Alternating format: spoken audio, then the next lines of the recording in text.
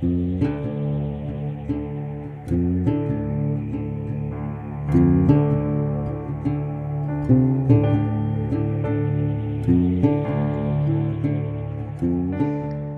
guys, welcome to Layman's Terms Podcast, the place where we talk about really big topics using the smallest words possible. I'm Danny the bartender. And I'm Tommy the trash man. And together we're just two guys trying to explain the ever-changing world around us the only way that we know how. And today is the 2020 recap day. The year from hell is come and about to be gone, and 2021 is on the horizon. And I don't know, Tom, you think it's going to be a better one than 2020? I don't know, but I will give you a little salute, a little Glenlivet to start off the show. What the fuck is that? Wow, yes. Well, I poured a very big glass, so this way I didn't have to keep getting up and refilling. Oh, good. But it's funny because I was thinking somebody posted a meme on Instagram about basically saying, I don't know why people think that 2021 is going to be their year. It's going to be just another day. You know what I mean? And we're going to be dealing with the same bullshit. And it ain't over. I think the worst is yet to come. And I was thinking the same thing. I was walking to go get my pizza and I heard some fireworks and I was thinking there's going to be a ton of people out there like, woo, new year, new me. Let's go. Let's get it, girl. Blah, blah, blah. And I'm like, this roller coaster ride ain't over, motherfucker. You better sit your ass down. Like we're creaking up. We're good to use the analogy. We're creaking to the top. We're like, yes, we're looking down, man. And that's, hey, listen, I think it's gonna be, I don't know that it's going to be this great year. I mean, I hate to sound pessimistic or bleak, but I just don't see a bright outlook for the foreseeable future. And not so much, here's the thing, not so much like on a personal level, and not to be negative to anyone who's like, it ain't saying you can't be a better you this year, but at the same time, I think a lot of the trials and tribulations that we all went through as a society this year. Whoa. Now I got the Tommy problem. Now you got some camera issues. But anyway, with with all the shit we went through this year, I feel that actually we haven't paid the price for none of it yet, Right. We're still writing some checks that our asses haven't cashed yet. Yeah. And so I guess like if you're, like in my case, it's like, all right, I've been no job, but I still supposedly have a job or whatever. But, you get in this pandemic unemployment. What's going to happen coming up is, we're going to have to be going forward with, I guess we're going to be taxed higher. And I'm not talking about politics. I'm talking about, I think no matter who was to be running the country, we're going to have to be paying these bills back. And we're in an economic decline, but yet I feel like that hasn't sunk in yet. So we'll see what happens. Well, and I was also thinking, I was like, 2020, we still got a couple hours left, man. Like, what happens if fucking, Yellowstone erupts? We got the super volcano. Aliens are like, wait. 1201, motherfuckers, here we are. Well, that's true too. Like, don't go out and celebrate too early. Right. I mean, that would be very fitting. You know what I mean? Like Iran, they're still upset about that General Soleimani or whatever the hell. And like, I think it was just like the 1 year anniversary or it's coming up or something. And people, there's like high alert of retaliation, Well, then you had we had the Nashville bombing. Did you see that? I did. Yeah. Well, I don't really know if that was I don't really know. I haven't really heard much details about it, but other than, it was luckily it wasn't a lot of casualties or anything, but right. What that bomb did would have been a big deal. Would have been a nice little big destruction, right? To get it. That guy probably pulled up there and was like, "Let me get this out of the way before the new year." Yeah, but it was pretty destructive. But he put a warning fucking sign out first, telling everybody to get out of the area, which was really nice of him, I guess. That's That's like a drug dealer, like Yeah. with like a I don't know, a warning on his bag of Yeah. fucking heroin. Like, hey, this might kill you. I don't know. Yo, I be mean, careful with that, yo, yeah. because it could kill you. Hey, listen, man, you really might want to reconsider this. You know what I mean? Yeah, I'm getting them new vaccines in too. Yeah.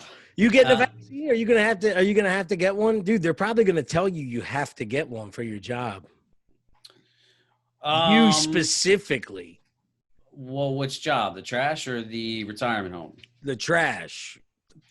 Well, I think that as a trash man, we're kind of like the bottom of the barrel of the frontline workers. We get no respect out here. We're the Rodney Dangerfields of the comedian world, the trash world. Like we get no respect. But no, I don't mean it like as if they care about you. What I mean is, well, yeah, I mean we already know they don't care about you, but they are going to start implementing like I don't want to get the vaccine, but they're trying to incorporate it into your world where it's like, oh, you don't have to get it then, but if you want to fly, you got to get you got to prove you had a vaccine. If you want to, like, if I probably go look for a job, if I go look for a job after this dust settles, and if my job isn't there, I could guarantee you, like, restaurants will require that you show you have the vaccine and stuff, because they're already doing it with they're already planning to do that with other things. Like, you can't fly, you won't be able to get on like a bus and go to a different state until you show you, dude, this is the new world order we're living under. Like, you got to show your vaccine card. This might come out, or Facebook's doing something where they can follow everyone and you prove on your phone with an app, like, I've got the vaccine. I don't want it. They just said a nurse got the vaccine and then 2 weeks later got COVID anyway. So what the fuck's in the vaccine? I did see that.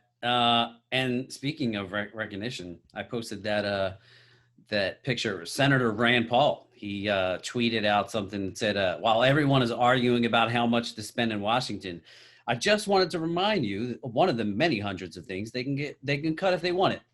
Federal grant of $6.9 million to develop a smart toilet that identifies your anal print. Yeah, I was already looking at that and I'm thinking, identifies your anal print? Are you fucking kidding me? Well, when they're fucking you from behind, they don't know your name, so now they're gonna know you by your anal print. Yeah. Oh my God. Just think if they implemented that, you could be like that'll be a new way for cops to find people. It'd be like, we only got a picture of her fucking asshole spread open. So Yeah, let's get the full anal cavity search. No, what's it called? An anal what did you say it was? Anal what? Anal recognition? Anal imprint. An anal imprint. That'll be the new way you get in and out of places and shit. Please put your asshole up against the door. And I've heard about porn stars bleaching their buttholes. So, well, now that's going to be like a way to not be identified. Or like, if I'm going to be identified by my butt, I might as well make it nice. Yeah, it's true. I might as well bleach it up and make it look pretty. Yeah. So I don't know, man. With the vaccine, listen, I don't even think I need it. Not to say that I'm impervious to the COVID. I just don't think that I should be getting it when we should be focusing on people that are more susceptible. I think it was, I don't know, I forget. I listened to a podcast and somebody was talking about a paper, some article that came out of Israel that basically said, listen, all this identity politics shit about give it to black and brown before white people and give it to frontline workers and all this shit.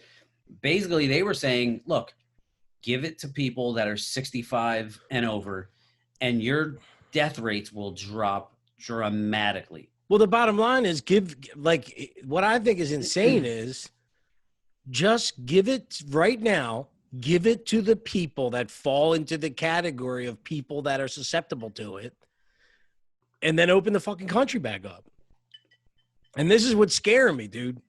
They don't want to open. This is what 2021 is going to be. This is why I think people don't understand they're at the top of the roller coaster, because they still want. I don't understand it. I'm not here to spit some crazy conspiracy theory or whatever. But the No, bottom no, line do is, it, do it, do it, do it. no, but they don't. They want us locked the fuck down. I don't understand it because I don't know all the ins and outs of, where and who benefits and how, but or if it's just linked to people wanting power or whatever. But dude, I'm telling you, they are going to keep.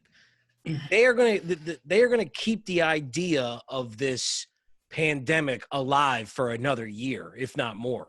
And when I say the idea of it, it goes back to what I said on the last one about risk of reintroduction and all this kind of stuff. They're going to continue to tell people to, like we might not have complete lockdowns, but restaurants and shit like that, even after we're going to get the vaccine out, we're going to get whatever. And they're still going to be saying 25%, 35, 50, 60. Oh, cut back because fucking there's a new strain, whatever the hell's going on. And I really 100% believe that there is a little bit of a bigger thing going on here than the virus, and that it's whether it's something coming from a higher like source or whether it's just all little situations where people are taking advantage of it. I don't know, but this isn't about a virus anymore because, like you said, like it's pretty much been proven that it's older. And then then there's these random people, and it could be me, it could be you. That's the thing that would scare me, is for me to be like, I don't need the vaccine, whatever, and then die because I didn't get the vaccine. Well, yeah, of course. Like, there's going to be cases of health. I mean, you hear stories of younger people that get really sick. As a matter of fact, I have a friend of mine, this girl that I don't know how she found me, but she started following me on Instagram, and she lives out in California. She's cool as shit. She comments on my stories all the time. She got it a couple weeks ago. And she kind of disappeared for a little bit. And then I noticed that she was back on. So I just said, how you feeling? And she said, honestly, she's like, I'm feeling better, but I'm still not feeling 100%. And it's been a couple weeks now. And she's like, I thought of myself as a pretty healthy individual. So she's like, there's still definitely some things that are going on. But then I know people that have no side effects that have gotten over it quickly. So yes, you're going to have those cases, just like you're going to have young people that die of the flu. I mean, so by me saying I don't want the vaccine or I don't think I need the vaccine, it's not to say that I'm not taking it seriously. I'm just willing to take the chance. Like, listen, there are people that I think are at a higher risk than I am of having, of dying because of it. So I think it should go to them first. Well, not only, and I personally think that if it goes to people that aren't in, like, in other words, if you or I if they were to like administer it to the people that need it, and then the people that are in their 60s, and then the people that are this or that, at some point, I think that it's unnecessary to give it to everyone, period. Well, that is the other thing. I mean, first of all, you have people that have already been infected that they're pretty sure that you can't get reinfected. I mean, that's not, and you also have people that just aren't going to catch it because they antibody. Like, they just, they have, I don't know, their fucking immune systems are pretty strong. So it's not something they have to worry about. Well, I'm laughing right now thinking how we're like recapping 2020 and everybody thinks 2021 is going to be better. It's still the same shit. Tomorrow there's still pandemic. There's still, it's all the same shit. It's a dark winter, as we've been forewarned. And so I just went to the mall also. Well, I obviously it's Christmas, so like I had to get some gifts. I went like 2 weeks ago. And I noticed, my buddy goes, dude, if Pizza Hut's open, I'm going to be pissed. And we go in there and, Pizza Hut's open. They have all the little food courts all still open. Now you can't sit in, but you can stand right outside there. And then I just went the other day to take my godson, get him some gifts. And there's this huge food court. We went to a different mall, huge, gigantic food court. All of the sitting area is all blocked off. It's all yellow taped off. Now it's a big, huge, like horseshoe, and all of the food stores are still open, and there's a ton of people going, buying, whatever. And then on the outside, there's like a moon shape, a half a crescent shape divider from the mall to the food court. Everybody is sitting there, shoulder to shoulder, sitting on it, eating. And I'm sitting there and I'm looking at it and I'm like, wait, we could open that up and give people like kind of like spread the chairs around, spread the tables around, and give some people some space. But instead, it's all blocked off and then everybody's jammed together, pretty much sitting on top of each other.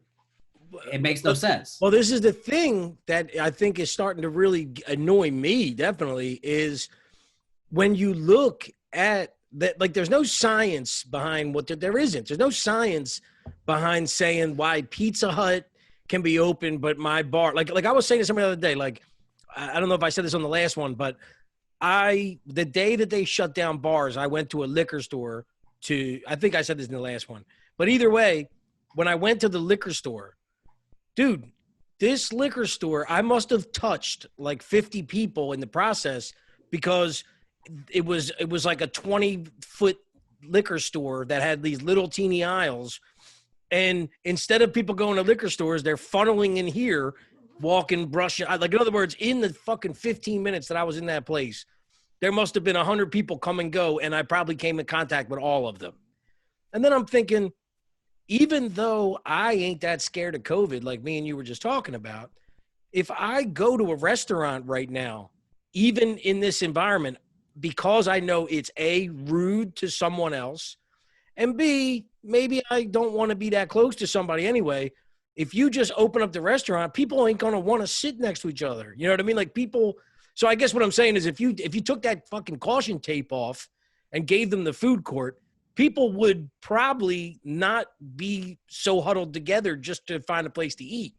You know what I mean? Right. No, absolutely. They would do their own social distancing because, and I think it's what we've said before on here, which is, look, I don't want to fucking, like right now with COVID, I don't want to be rubbing up all on people, sitting next to people, whatever.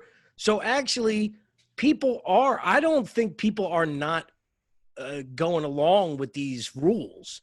And so what kind of sucks is that somebody's making rules that you can't avoid. Like Pizza Hut can be open because it's in a mall. And like that decision was made by somebody in power. And then they said some other restaurant couldn't be open. And so now that restaurant owner there's nothing he could do. He's told he has to close down. And there's really thank God I don't own a business right now because I think I'd be absolutely furious. Well, you know I mean? As you're saying that, I'm thinking, dude, we should just open a bar in a mall and just let people walk up, get their drinks, and then they can go walk around the shop. It's fun. Yeah, I read an awesome little thing. A guy said there was I don't know if it was an article or a post or what it was, but it was a little idea. The guy said, I'm going to open up a bar called Resolutions.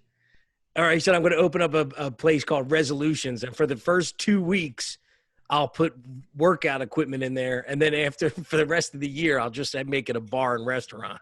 Right, right.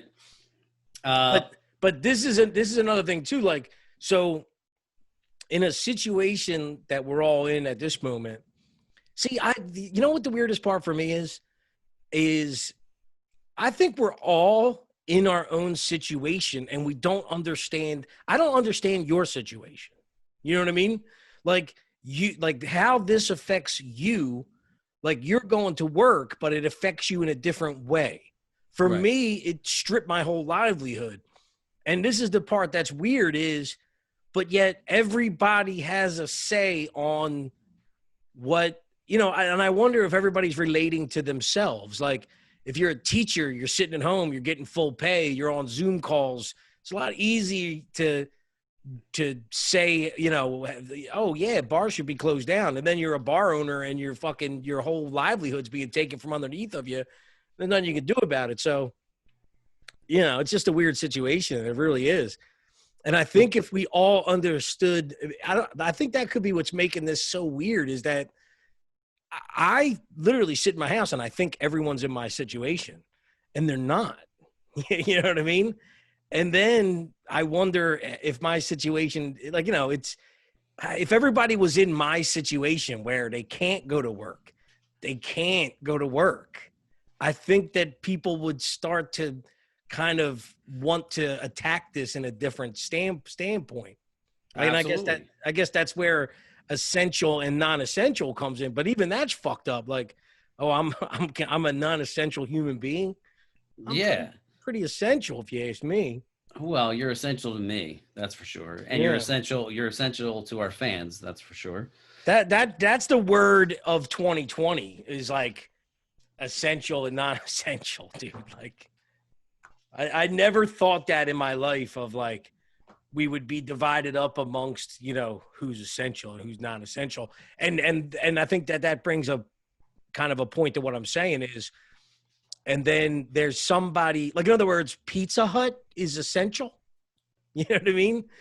But I'm non-essential. So the guy that fucking is baking pizzas all my life, I thought this guy was fucking, man, poor guy, fucking ended up at Pizza Hut. Here, he's fucking essential. I'm not. Yeah, he's making a killing right now Yeah, where you're like, what the fuck? yeah. Uh He's no, I walking think around like, oh, look, it's more non-essentials. you're absolutely right. And it's tough. It's tough for us, for people to really understand everybody's situation. I have look, I think teachers should be back at work. I mean, from all the data, at least from most of the data that we have, kids aren't really getting sick. People in school, I know people that have their kids in school right now, they're not getting sick. Of course, you take the risk, but I think long term this is going to affect kids worse than the risk of sending them to school. Now, with that being said, I have a very good friend of mine. She's super liberal, her and her husband, and she's a teacher, and she has some health issues. So for her, it's a different situation. You know what I mean? Like, she's more worried than your average healthy individual because of her health concerns. So I understand why she is reluctant to go back. You know what I mean? Well, the one thing that I thought about the schools from the get-go was one of the reasons why they were having trouble opening up schools in the beginning. Like there was two, it seemed like a multifaceted situation where it was like, we can't open because we can't possibly socially distance properly. And then there was also this other thing of we can't successfully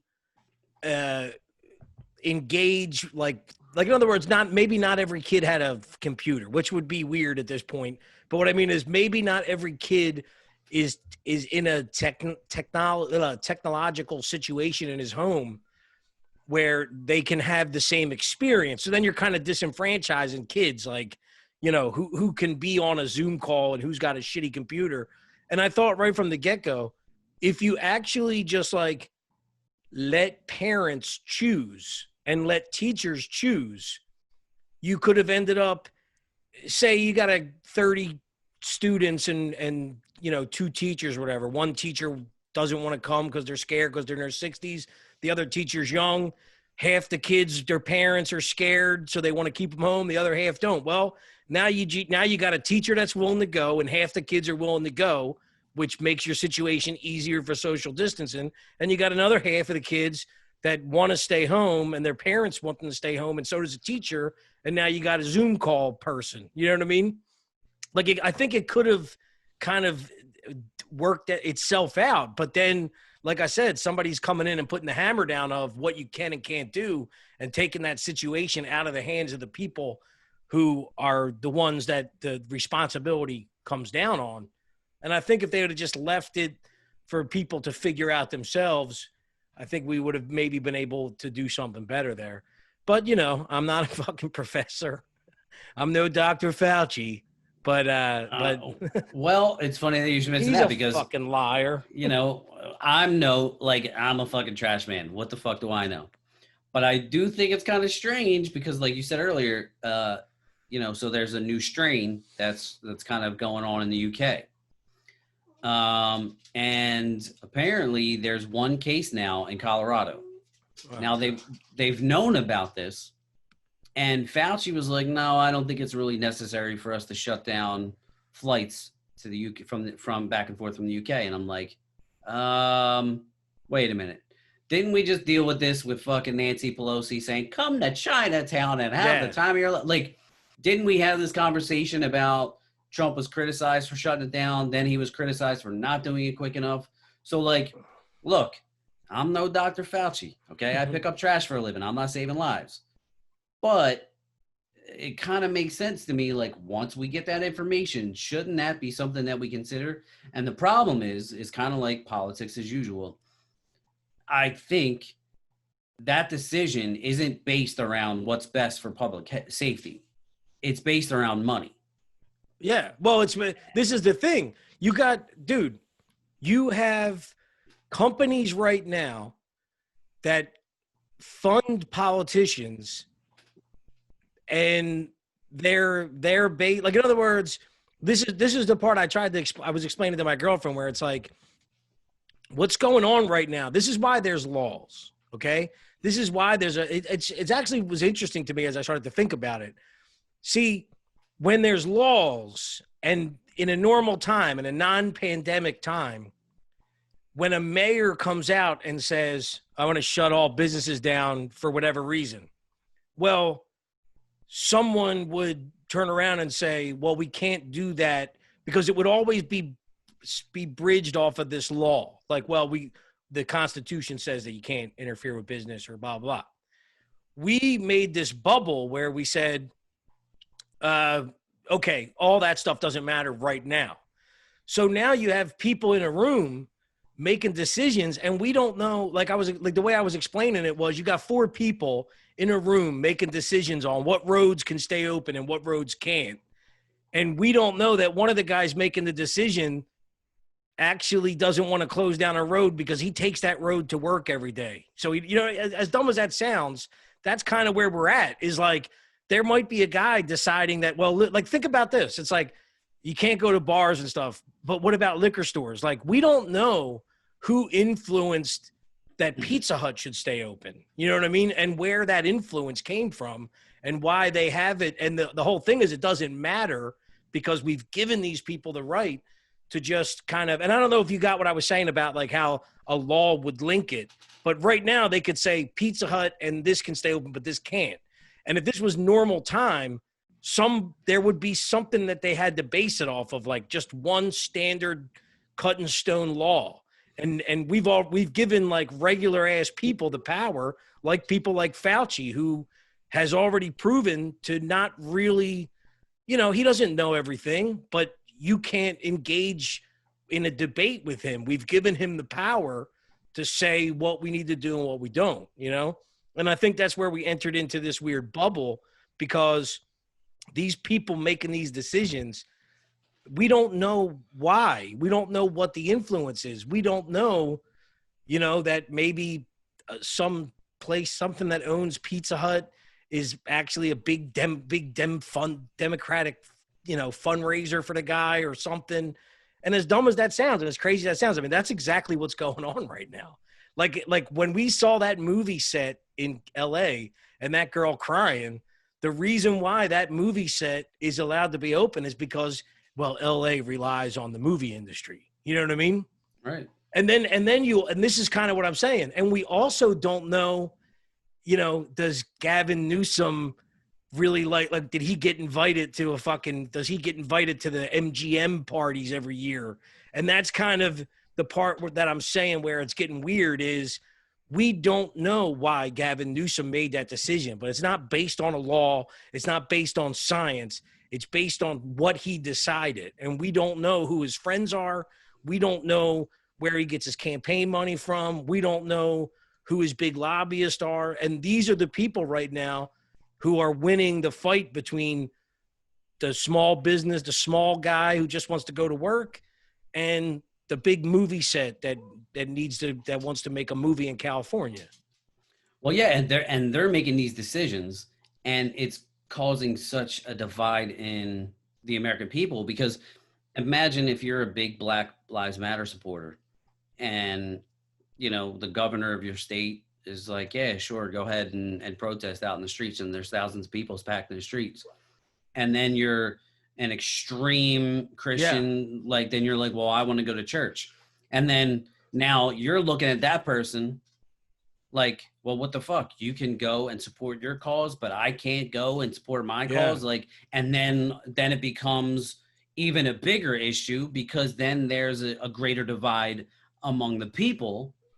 And that's exactly what politicians want. They don't want a unified American society. Well, that's actually a better way to put what I was trying to say too, where it's like what you said is exactly true. Somebody allowed like BLM to protest because we stripped the law. We said, well, everybody's got to stay in the house and our politicians will tell you what to do next. We were defying all constitutional laws at this point. And then they personally have, whatever for BLM. They support BLM. Like they have an agenda. I mean, it's a political ploy. They just want to. It's an election thing. Yeah, but at the same time, when they allowed that BLM protest to go on, they don't, like, in other words, they don't really have a reason for why you can't go to church, and they didn't really have a reason for why you could have a protest, but they're making the decision, and they can, and they will. And it's just leaving people kind of fucking like, what's going, I don't know, man. It's yeah. I mean, it's like you go to the mall and you hear that, like, I know that you're at home, not working in your restaurant. And then you go to the mall and see people eating shoulder to shoulder. And I'm like, what the fuck is this? Like, and the craziest thing is that there are people that are so terrified still of this, is that by me even saying that, I sound like a conspiracy guy. And I'm like, no, it just doesn't make, and none of this makes any fucking sense. Well, and here's my thing at this point. No, seriously, man. I am fucking sick of that feeling of like the conspiracy. Because here's the thing. Like I said, like I got people telling me, like I was just thinking this when you said the Pizza Hut thing. This is a perfect example. Look, man, I've been a career bartender. When I got into bartending, it did change a lot, but when I first got into it, there was three kinds of bartenders. There was TGI Fridays bartender. There was the downtown, really nice, kind of like not like a Ruth Chris, but like its own kind of private, classy, kind of like a striped bass or Lebec Fin.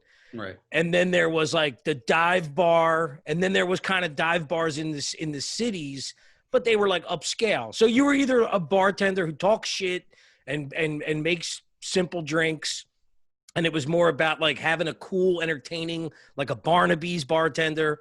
Then there was like the bartender who knows all his drinks, wears the white shirt and tie and, whatever. And everything else was Pizza Hut, which if I was to be sitting and saying to someone, I've worked in a restaurant for 30 years, and some guy said, oh yeah, I know about the restaurant business. I worked at Pizza Hut and Papa John's. That's not the same thing at all. And now I'm in this thing of like people telling me like, well, why I'm complaining I can't go back to work. And they're like, well, why don't you apply at Pizza Hut? No, that's not, do you get what I'm trying to say though? It's like, I think from this bird's eye view, people are like, oh, well, there's still some restaurants open. Like, and they don't understand. Like people never understood that I can make $2,000 a week cash. You understand me? So my everybody around me, my whole life always felt bad for me sometimes. And I'd be looking and I'm like, I make more money than fucking you. You know what I mean? Right. But now that it's been stripped away, the attitude is like, well, no, there's still Cheesecake Factory and whatever. And it's like, no, you don't understand. And then this is what scares me is, dude, those bars have been destroyed. See, the ones that are left that people are like, oh, well, it's not that bad. dude, Cheesecake Factory, Fox and the Hound, all these big corporate places. Listen, they're the places that know real bartenders. None of the places where you really have a good time, they're not Cheesecake Factory. You know what I mean? Cheesecake Factory is where you go, you don't know your server, you don't know your bartender. You go there for the zing zong fucking buffalo zingers and you know what I mean? And that's right, it. Right. And what there has been a push. And so this is what people maybe wouldn't know that I know for sure is for the past 10 years, it's been a very big topic of conversation amongst bartenders where there's been many efforts to like remove us. I mean, there's bars you can go into now where there's no bartender. You just fucking pour a drink and stuff. But those things never worked. So the argument was always, you see this clear push from corporations to kind of do away with the like personal aspect to every place. And they want to turn everything into a Cheesecake Factory. And the argument would always be, we'll never go away. And, you know, I think we might have just gone away because not only did 90% of those businesses that went, not 90% of those restaurants, this is just a guess, but I would say 90% of the restaurants that failed and that are not going to reopen after this is all over are going to be those kind of bars, the regular ass bars. And what's going to happen is they're going to be bought up by the Cheesecake Factories, by the whatever. And anybody who wants to remain in the restaurant industry is going to now have to adhere to the rules, you know, like kind of like Office Space with the chick with the flare buttons. You know what I mean? Do you get what I'm saying? Well, I don't understand that reference because you ever see Office Space? It's one I never watched the Office Space now. Well, either, you know, just to use it as an example, is she's basically like an older server and she's working at a place and the guy's like, you're not wearing your flare buttons. And she's like, I got 10 buttons on. And he's like, well, Jen has 22. In other words, like I go to work, I just put on any shirt I want. And all they want from me is to fucking entertain people and make them happy. And you can go to another, like these corporate places that when you walk in, I guess the way to describe it would be when I go to work, it's about me. Like Thursday night is Danny's night, and the place, the environment, the atmosphere is all based around your employee. Right. If you go to a Cheesecake Factory, it's the employee's job is to deliver the overall message from Cheesecake Factory. You know what I mean? Right. And so if when you see that the world kind of go that route, what's going to happen is, like, I don't know if I want to be in the restaurant business anymore after what had just happened, because I realized I'm non-essential. I realized somebody can just fucking take my living from underneath of me. And maybe it's time to fucking move on to something different. So you're going to see a lot of people making that decision. And and a lot of these little bars and shit are going to get bought up because they're cheap commercial real estate in New York and stuff like that. You know, it's just a thought, because I said this a couple years ago. Now I think it's real. I used to say it as a joke, and now I think it's really going to be true. One day you're going to go to a bar. You see how they have like the tilted kilt, like it was like Hooters, like everybody had their theme. Yeah. You're going to go to a bar called like, you know, Joe the bartender, and you're going to go in, and the bartender's job is going to be to talk to you, entertain you. And the dad is going to be sitting there with his kids like, that's how bars used to be. The bartender used to come over and talk. I'm dead serious. I think that bartenders like me in 20 years, it's going to be a theme. It's going to be like opening up a bar that's the theme is that there's personality. And like, I think I used to say that when we would have that conversation about could bartenders go away. And I'd say that as a joke. And now I think it's a reality, because who the fuck wants to go, like, even moving forward, it's going to take a while for us to shake this fucking COVID thing. Like, you know, like I said, like, even if I went to that food court to get something to eat, I'm not so sure that if there was only one seat open next to a bunch of fucking people I didn't know, I don't think I'd sit there, even though I'm not afraid of COVID. There's this thing of like, when I see people together in a big group right now, even though I'm not afraid of COVID, something in me goes, ooh. Yeah, Like, you get the heebie-jeebies. Yeah, ooh. Well, so a few things on that. One, I feel like there has to be another tier to those bartenders, and that's retirement home bartenders. So, like, you could end up like me, buddy. You never know. Yeah. And I don't know if that's like the Pizza Hut of bartenders, Well, this is but this is this is even what I mean by Pizza Hut of bartending though. You make more money in that, like when you go in on that shift, you see how much money you probably make more than like people don't understand. You're making more in one shift probably at that place than the fucking Pizza Hut dude makes. You know what I well, mean? I mean, I'm making an hourly wage, so, but like, there's no money exchanged, so I get a nice hourly rate for what I do, but it's not on the same level as picking up tips. They slide you G. You get tips Yeah. in when they die.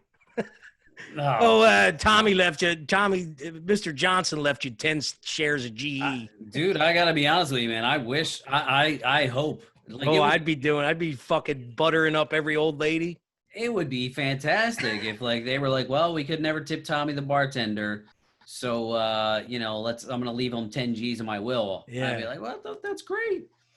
But yeah, so I don't know. I just was thinking about that, but I was, as you were saying about the tiers of bartenders, I was like, well, what about me, buddy? But Dude, actually, your style, what, not the exact thing, but when you work with the other guy, when you work with the other company or whatever.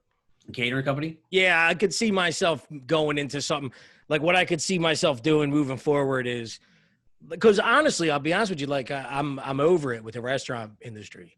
And that's kind of why I was saying what I was saying is I wonder how many more people like I would never leave the industry. I would never. And now I'm over it. Like, because a lot of the people that do it and they do it like a career, their biggest fear is the change. Like, I don't want to go to another restaurant. I don't want to whatever. And I've already experienced that. Even going to my own job, I had to go through all the hurdles I didn't want to go through. Like when I was saying about going to like a corporate place, it's like now I'm going to a place and I'm putting on a fucking mask and I'm putting rubber gloves on and I'm taking them off every time I go to somebody's table. And dude, it's really weird, but the mask, and this is kind of what I see when I'm there, and I'm not overthinking it. I'm not creating some conspiracy. I'm just saying exactly how it feels. Your personality, the personality just in that, in the engagement is all about, like I could walk over to a fucking table, like normally, you go over, you just start bullshitting with people, whatever. Right. And it's like, nobody wants that right now. So if you go over and you're like, oh, hey, and you fucking pull down your, like, I'll pull down my mask to like say something or something. And instead of like the people being like, oh, he's funny or some shit, they're looking at you like, put your fucking mask back on. You know what I mean? Like, I'm like, you've had to conform to this system, and it's not really a good environment to be in, where now everybody just wants their food and they want it in a specific way, and they don't, like, I got people fucking looking at me like literally pointing at the table like, excuse me, can you spray this again with disinfectant? And it's like in other words, I become a slave. You know what I'm saying? Whereas if you came into my bar 2 years ago and said, excuse me, I know you just wiped this table, but can you please come and wipe it again because it looks dirty? I would have told that guy to suck my dick. Seriously. I would have said, I'm serious. Now it's like, I just like, if like, dude, I'm spraying, what do you call it? What's the shit people are, the Purell. Like we have a bottle of Purell that's like sits at, in the middle of the patio, and people will sit there and say, can we get some of that? And I got to come over and squirt it in their fucking hands, and they wipe their hands. And like, what I'm trying to say is, so my personality before was, hey, how's everybody doing? Whatever. And now it's that the personality is immediately shut down by the process. You walk over to somebody and they want their table wiped 2 more times, and they want you to get them Purell. And it's like, my head is not, I got a fucking mask on. I can't do anything but fucking talk to people about what they want, because there's a bit of the personality of it is gone because of the mask too, Well, you can't even see if I'm smiling. You know what I mean? It's weird. It's just a weird thing. Well, I was thinking earlier of back in like 99. You and Danat were walking all around Southwest Philly, drinking 40s and house jumping at different. And this was 1999 because I specifically remember. I think we watched the ball drop in your house. Limp Bizkit was playing. I remember this distinctly because Limp Bizkit was playing Prince's cover of "We're Gonna Party Tonight." We're gonna party like it's 1999. So it was either 98, 99. No. It was wait. It was 99, and it wasn't only Limp Bizkit. We put the Kenwood speakers out on the front porch and played that song in 99.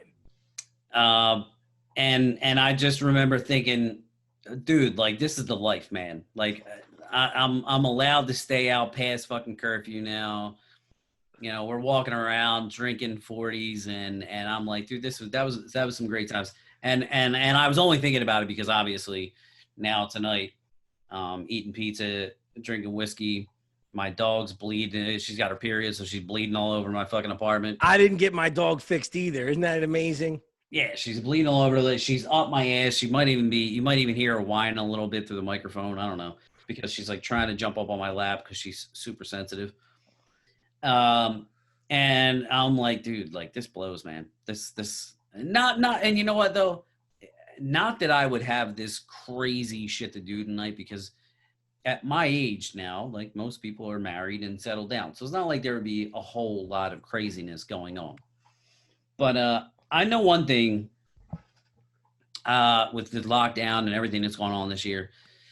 I've had a lot of time to like reflect on life, my situation, probably overanalyzing life a little bit too much. I don't know about you, but it's been a crazy year for that for me, like mentally, you know what I mean? Like I've struggled with it. And as of recently, like I said to you, man, like I feel like I'm getting depressed.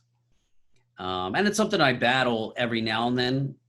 I can kind of usually get over it because I know that I'll go through it for a week or two, maybe a month, and then I'll come out on the other end, especially in the wintertime because you're more locked down. In the summertime, obviously, more people are out. But it's been a little more stressful this year. With that, and I don't know. I mean, there's good and bad that has come with all that self-reflection.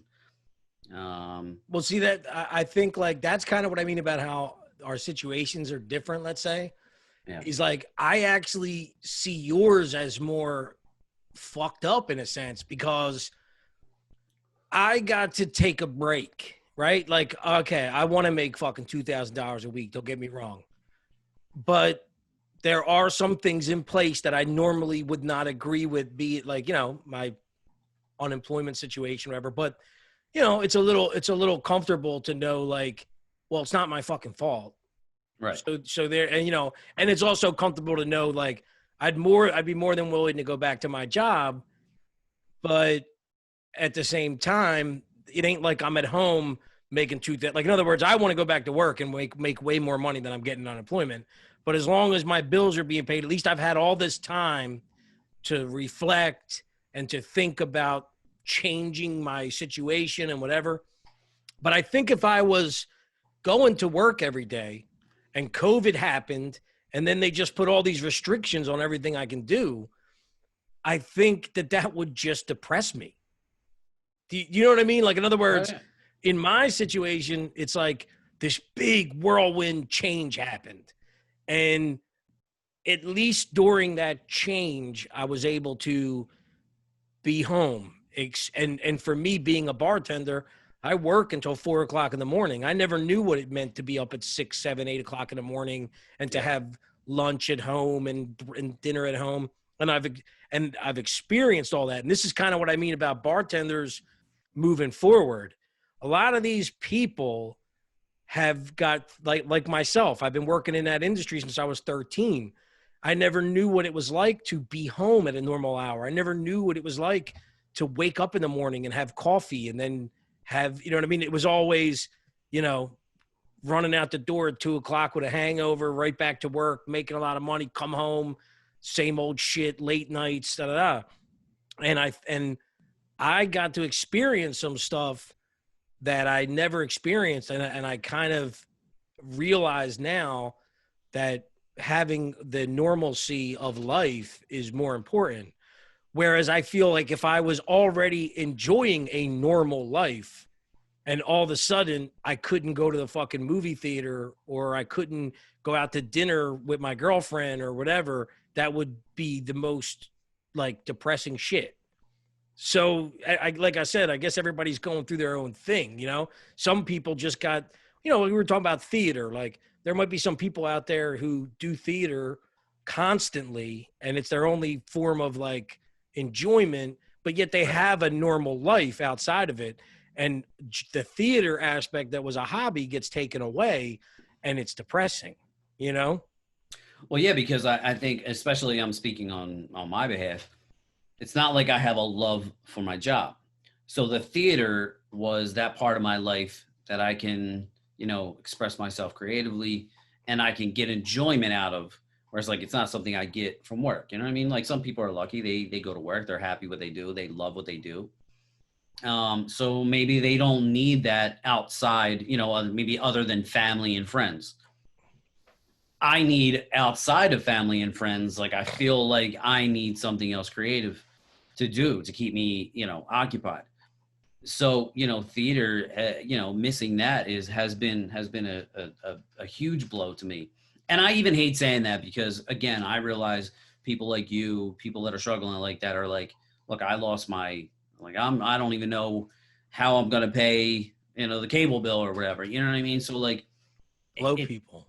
Like it sounds ridiculous for me to even say, oh, I miss theater or something like that, or I miss my social life. But that's what I'm trying to say, where it's like I think that people that like you have an open mind, you're empathetic, but I think there's some people out there that are like, oh, what's this guy whining about? I can't go to the fucking my dinner every Friday. Like, you know what I mean? Like in other words, it is all relative to everyone. And if you just had one little thing taken away from you that's kind of really, you know, depressing you, that's bad. And then you have your situation where like I understand 100% what you're saying, because although I don't necessarily like where my job was going, because there's no real, you know, end game for bartending, but the difference would be, see, you said that your job is your job and then you enjoy life afterwards. And then you had theater. For me, being someone that I would say would be like you, where we need some form of outlet. My job was a place where like my problem wasn't with money. My problem wasn't, it was more like the job kind of leads nowhere. But at the same time, my job supplied everything that I needed. I went in, I was basically behind a bar. To me, it's like being on a stage. You're there to entertain people. Yeah. You know, you crack a few jokes, you get that engagement with people, you get to play games, you get to whatever. And that's where the restaurant business is really different. And I think a lot of people don't understand it. Going back to what I said about Pizza Hut, people thinking it's the same thing. Look, my restaurant is my family. Like the people I work with, we all work in a situation where we go to work and we hate our job together. And the only reason why we show up is for each other, you know? Yeah, but I also feel like that's like being a bartender. There's a social aspect of that too. You know, you're constantly meeting new people. So whereas like me and my job, like I'm in this shop with the same people every single day. There's really no meeting new people. There's no like new social interactions. You know, there's no new hot fucking brunette that comes. Well, from the interactions I've heard you have, you don't want them. It's like, no, you ain't taking my fucking rug, homie. Yeah, I know. But what I'm saying is like, you know, there's no like hot brunette walking in the, you know, into our shop like, hey, I'd like to order this, or I'd like, you know. Well, that's so there's that although you're at work, you're also at play. 100%. That's why, and that's kind of what I mean of where being in the bar business is like, you know, it's like the island of misfit toys. It's like, it's like this group of people that found themselves in a challenging position. Like if you excel as a bartender, you excelled from day one. You know what I mean? Right. Like you walk into the bar and you basically have the job because of your personality, you know? And this is kind of what I'm saying about the change. If I was to go to some other bar, they don't care about like everything that makes me a bartender. They would not want. You get me? Like if I went in and they're like, you can't wear that shirt. You have to wear this. You have to do this. You have to say, like, you know, I say whatever I want to people in the sense of, you know, I have my little jokes or whatever I might say to somebody. And it's kind of like we talk about with censorship. It's like I've worked side jobs where I've worked at like, you know, I worked for Heavy Seas Brewing Company down here and stuff. And what starts to happen is you're sitting in a room with your manager and they're like, hey, I overheard you say this. Like sometimes I'll say, hey, darling, how are you? You know what I mean? Right. I've been told by a manager, hey, don't say that. So what starts to happen is you're behind a bar and you're like, hi, welcome to Heavy Seas Brew Pub. Have you ever been here before? Yeah. You know, and the thing is I like to, I don't have an environment that I'm told to create. They just want me to go create an environment. You know what I mean? Right. So it's kind of fun. It's kind of whatever. And honestly, if the industry changes into something different, I mean, I don't want to be. We're getting into this. This is kind of what I mean, Tom. Where I said for the past 10 years, I've been seeing corporations and stuff coming through and pushing that out. It's kind of hard to understand, but I guess what it started to feel like was even these little bars were trying to, like, you know, like my bar, I started working there. They had 2 bars. Up until not too long ago, they ended up having like 7 bars and they were thinking about franchising. You know what I mean? Right. And once they got into that mindset, that's when they start coming down on you for things like, you know, for years I've been out there doing whatever I want because that's what you wanted me to do. And now I'm sitting in a room being told how I can talk to people.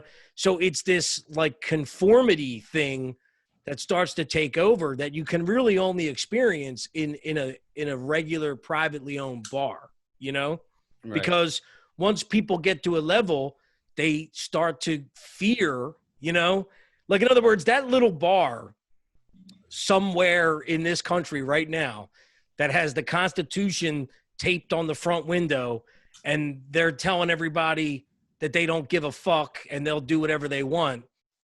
That guy owns 1 bar. You know what I mean? Right. Cheesecake Factory, all them places, they play by the rules. And so what's scary is, you know, I see that kind of cancel culture, the little stuff, you know, like all the little stuff we talk about, like how to treat this person, how to treat that person, what you can and can't say. And that, and when that starts to come into you at your job, it's really, I can't explain it, but, and I'm sure it's coming to your job too, in a way, but that's the conformity that I'm not prepared for, that I don't know what to do next because of. Like, I'm so scared about going out into the world and trying to get a new job because they're going to be like looking me up, seeing my podcast and stuff. I'll never get a job. But do you know what I mean? Like that. You know, well, if there was a corporate bar that you can go to, I was thinking of, I went to Vegas for my 30th birthday. Me and a buddy of mine. First time I flew. And have you ever been to Vegas? Yeah. I fucking loved it. I mean, it was a phenomenal time. And we went to this one bar. We kind of the one day, like we went there the first night. We got all fucked up. We had a great fucking time. Matter of fact, I got laid the first night there. Bullshit. I swear to God, dude. I swear to God. This chick You actually, must have been sitting at a table with a bottle of champagne and thousands of dollars of chips in front of you. dude, this chick actually said what's up to me. And I was so oblivious and just like wide-eyed and fucking curious about everything that was going on. Like, I was like, I just kind of like blew her off. Like, I was like, hey, how you doing? And my buddy was like, yo, dude, like, she's eyeing you up. Like, she just fucking hit on you.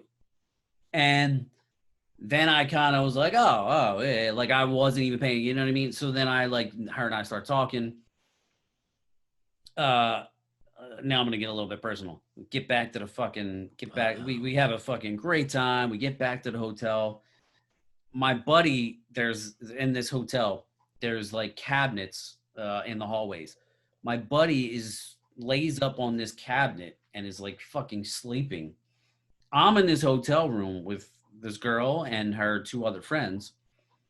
And I'm like, dude, like, what are we going to do here? You know what I mean? Like, where are we going to go? I said, why don't you just come back with us? So I got to wake my buddy. I got to pull my buddy out this fucking cabinet. We go back to our place. We get back. Dude, she was more aggressive than I was. Like, she was fucking biting me, like everything. Like, I had to be like, whoa. I'm so scared of aggression. Yeah. So like, I was like, whoa, I'm not used to this.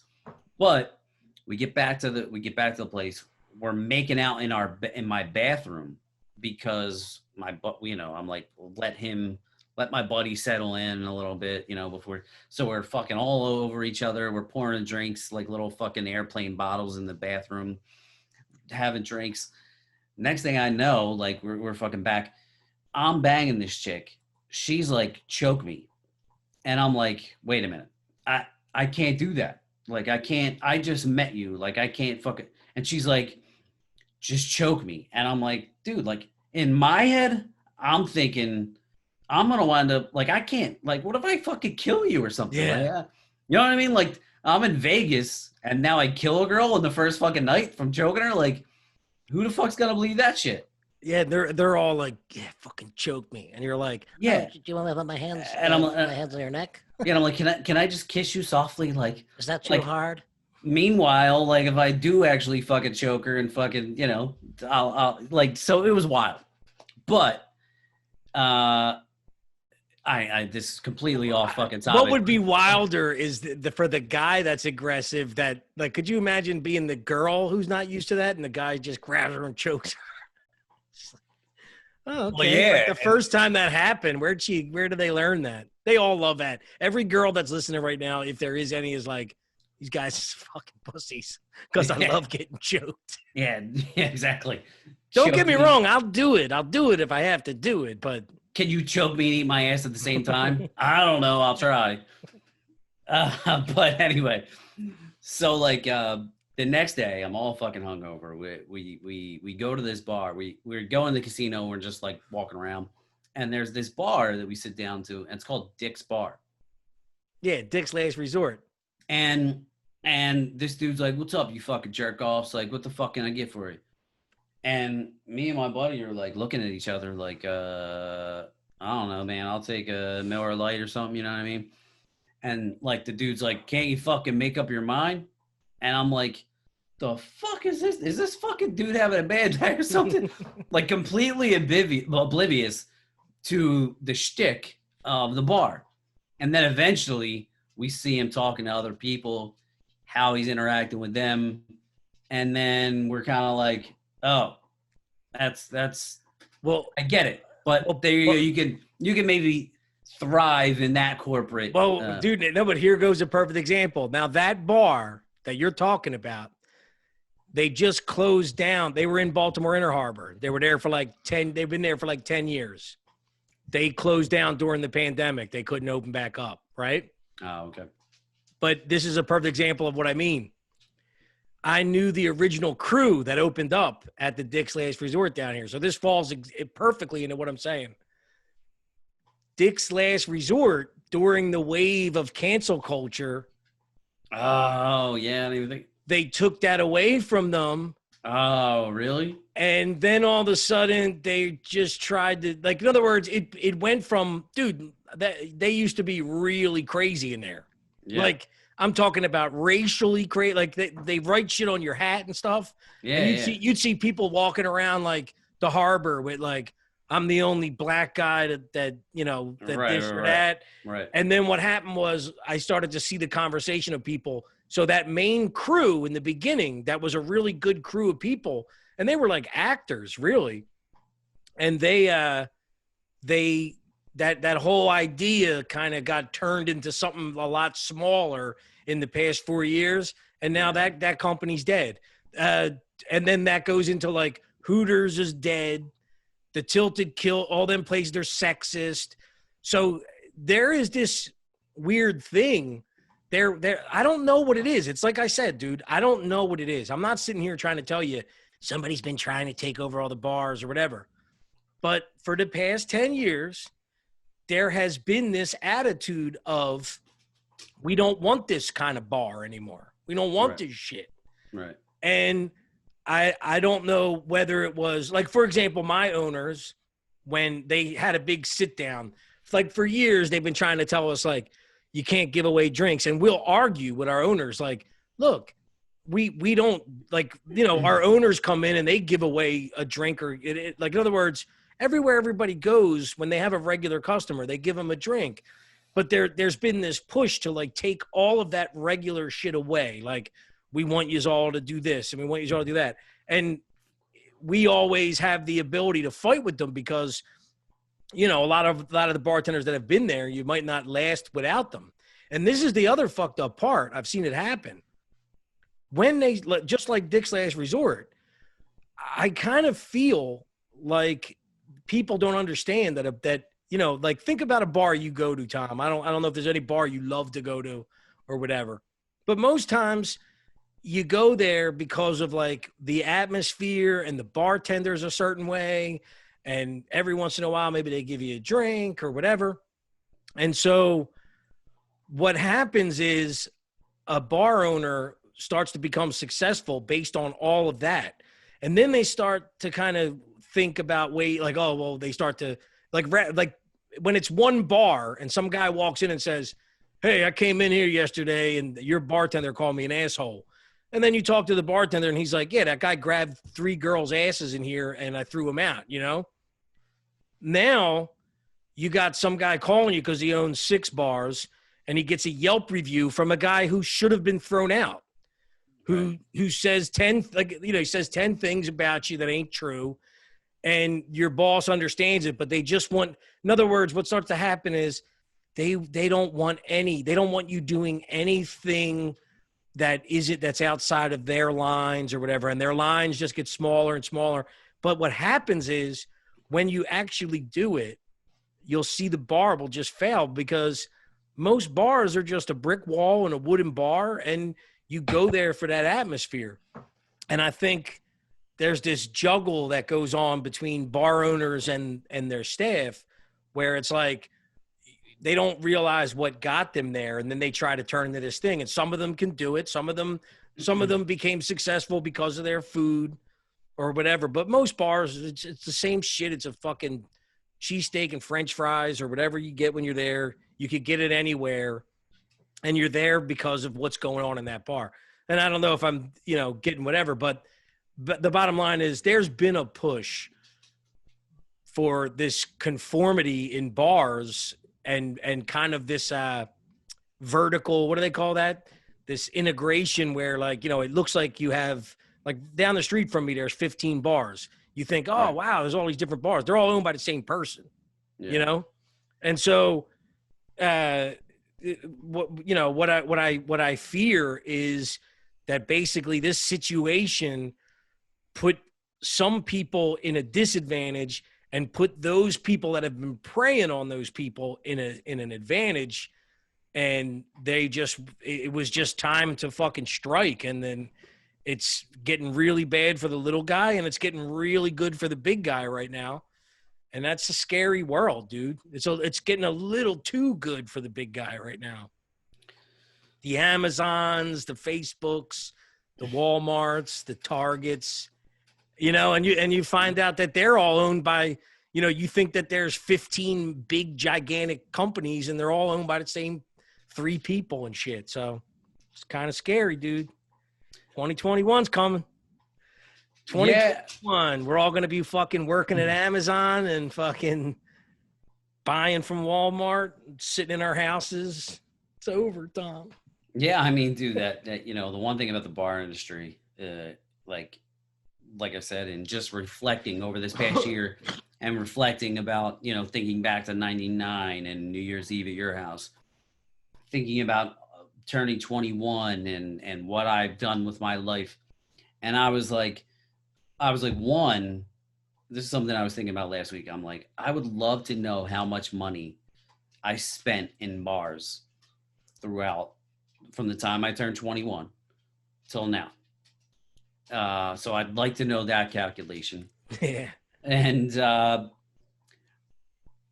my interpretation of what fun was, you know what I mean? Like how I, you know, when I turned 21, man, it was like routine. Like, you know, we went, you know, Wednesdays we had 50-cent drafts. Thursdays it was like a $10 cover, 25-cent drafts.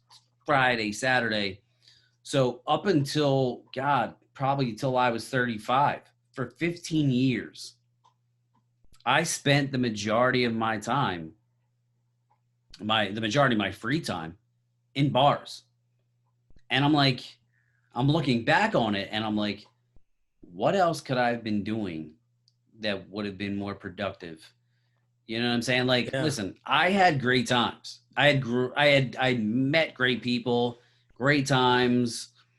But it's something that I had to like reevaluate and like look at and like just kind of like internalize. Like what I interpreted as fun was getting drunk, trying to hook up with somebody, you know, maybe take them home for the night, whatever. And it got me nowhere. And that was like something, again, this is just something that over the past several months, when I have nothing else to do, I can't go to the bar, I can't do anything else. It's just something that I think about now. And especially when I start to see my peers celebrating wedding anniversaries and having children and all that stuff, I'm like, yeah, I start to think about women I dated. Like, you ever do that? Like girls that I used to date that I blew off, and I'm like, you know what, man? Like that was a good girl.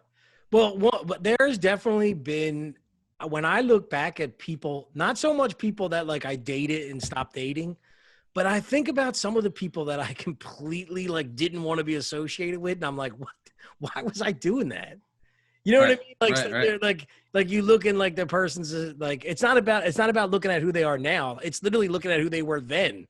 Like there were, you know, there was a lot of girls I've dated, like where like you're dating a girl and you kind of mess around with a girl, and then you just kind of like the amount of, and I think it's some type of psychological thing or something where like there were people that I can't explain to you why I didn't want people to know that I was associating with them like that. Right. And in retrospect, I think if I would have not really, I don't know what I don't know if what I just said makes sense, but like, you know, there was just people in my life where I don't understand why I wasn't, you know, embracing the situation more. Rather, I was running from it or something. I don't know. But going what you were saying about like going to bars, I'll tell you one thing. When I quit drinking, I quit because you got to remember, see, you said like that was your life for a while, right? Yeah. For 15 years or so. Well, my life for 15, because it was around 35, 36 when I was done with it. And this is what people don't understand about me not drinking when they think like I had some type of major issue. Like I mean, don't get me wrong. I wasn't perfect or anything, but the whole thing is I took a step back and did exactly what you said. I was like, I used to say to people, this is what I do. Like, And you got to remember, I live it. Yeah. So the one thing that I regret is having that, like, going to work on Monday, going to work on Tuesday, and then like I can't wait for Friday. For me, it was I'm off Monday, Tuesday, Wednesday, and Friday I'm serving people like you. You know what I mean? Right. And I'm there. So I'm there Thursday, Friday. A big thing that bartenders say is like, we got to be careful with our days of work because you end up with a hangover. Like, in other words, where you're off for 3 days enjoying yourself, then you show up on Monday with a hangover.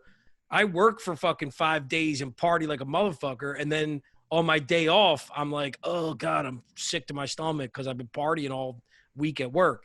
So I look back and I said,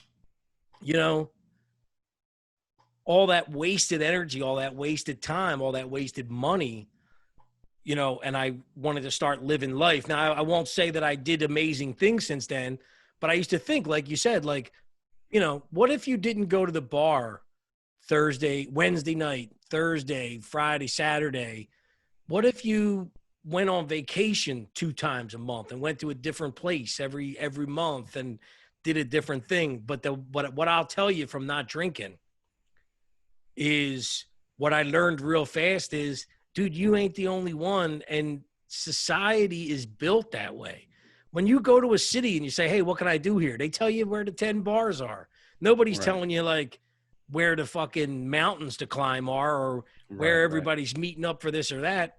Every person I know, once I checked out of that world as a bartender, it was like, I didn't know what to do. I was like at one point, dude, I was going to restaurants and just ordering food constantly, like not being a fat slob, just like sitting at the bar, getting a soda and then ordering like some appetizers and like not even giving them to people next. I didn't know what to do because there's nothing, what do you do? Go bowling? What do you do? And I think that that's also a problem with our society is like, that's what we do. We want to go out, drink, meet somebody and fuck. That's it. Yeah. And I mean, that was my goal for and I bet you realized it in theater. I've never been around this because I've never like engaged in theater or whatever like you have.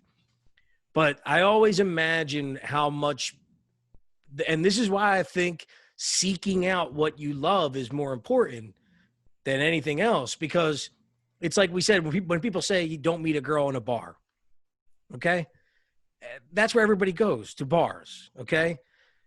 But what I do understand is if you start to kind of go in a direction that you want to go, like if you started to seek out something you love, like say it be film, theater, whatever, books, you love to read books. So in other words, it isn't that you go to the library and meet a girl, but maybe, just maybe, you join a fucking book club, or then you start going to some thing with some group and then you meet someone, and then you're surrounding yourself with people that kind of like the same shit as you. And I think that if that would have been a better place for me to go, because I surrounded myself with people that bartend, drink at bars, go out, fuck, period. I think it would be a different world for me if I would have surrounded myself with people who like to create things and meet up in groups and do film and do whatever. So I imagine the theater world is like that. Like those people get together and do theater, and then this one person's doing their own theater in a park and they're asking you if you want to go and yada, yada, yada.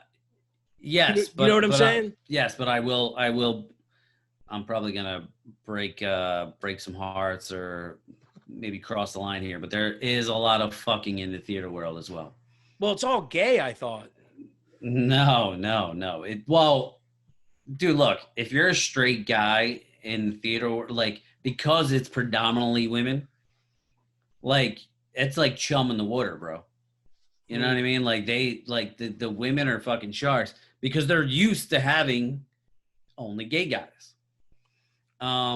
And when I joined the theater, it was almost like it was like at that time where I kind of wasn't going out to the bars as much because I got involved in it when I was around like 34. 35, something around there. And but it was another thing because like then I started to meet more people, and there's a decent amount of straight guys. Like I met one of my really good friends that I've known for years. He was the one that got me involved in it. Then I met one of my best friends that I have now. He started the first show I was ever in. It was the first show he was ever in. So it was this outlet to continue that party, because I'll tell you what, man, there's things like, I know Judy Garland of the Wizard of Oz, like she was a big partier. And I don't remember it was her or what exactly the quote was, but I'm just going to say Judy Garland just for fuck's sake. I could be completely off. But she was a big alcoholic. And one of the issues was that she said, once I got off stage, that's when the drinking started. That was her. I heard something like, yeah. Because I can fucking tell you right now. Now listen, when I say I'm an actor, or like I've acted in theater, I did a lot of bullshit little shows, little bit parts. I was never the lead role, anything. The last show that I did, The Manor, was the best role that I ever did. It's the most people came up to me after the show and was like, you know, yo, like, you got it now. Like, you're acting. You know what I mean? Like, there was, prior to that, people would tell me like, oh, that was good, blah, blah, blah, blah. But it was The Manor. I wasn't the lead, but I was like the one of the most important characters of the show. And one of the biggest transformations in the character development. And I can relate to it. So I think that's why it was really, really easy for me to kind of like really excel at that specific role. And I literally had people like, and this is not people, like you expect your friends to come to a show and say, yo, you did a good job. You know what I mean? Like you expect it.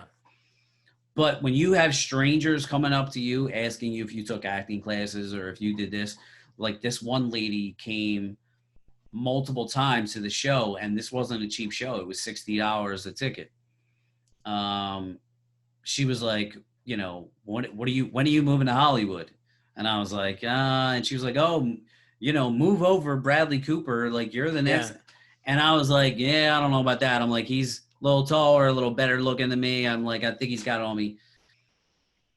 But when you would hear that and then come home, and then you're like sitting in your apartment or your house, whatever, and you don't have that anymore, I would start fucking drinking.